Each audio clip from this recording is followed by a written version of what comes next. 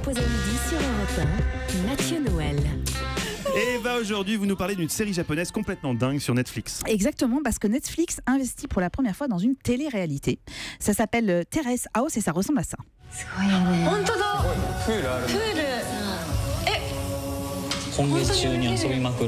Alors là, ce que vous entendez, ce sont 6 jeunes, 3 filles et 3 garçons qui découvrent la piscine de la villa dans laquelle ils ont accepté de vivre sous l'œil des caméras. Ça vous rappelle quelque chose? Un petit peu, Le loft, c'est pour une fois, exactement. les Japonais sont en retard sur nous, oui, là. Ça mais me paraît non, bizarre. vous allez voir pourquoi. Parce qu'au Japon, les candidats ne sont pas enfermés. Ils ont des voitures à disposition, donc ils peuvent aller et venir.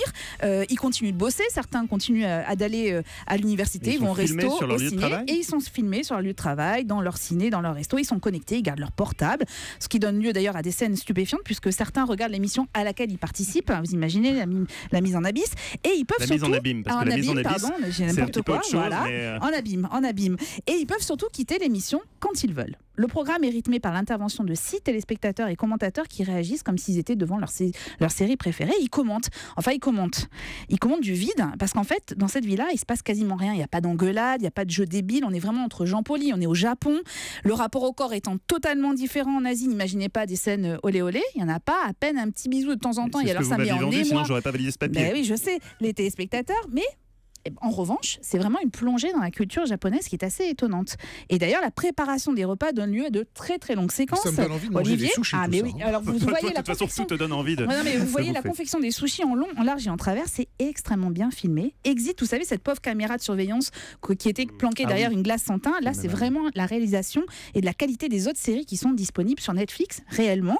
Et puis nous, téléspectateurs, en fait, on passe d'une fascination à une sorte d'hypnotisme, puis à une vraie sidération, mais vraiment de la sidération. Et j'ai pensé à 1998 quand Peter Weir imaginait ce monde dans le film Truman Show, vous vous souvenez, avec Jim Carrey. Bien, le Loft, c'était déjà une première déclinaison de ce monde à la Orwell. Et bien 20 ans plus tard, le Truman Show est une réalité et je vous recommande de regarder ça, c'est absolument fascinant.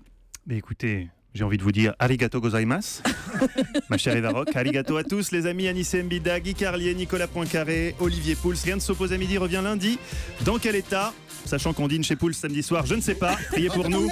Tout de suite, je cède la place à Maxime Switek pour Europe Midi. Bonjour Maxime.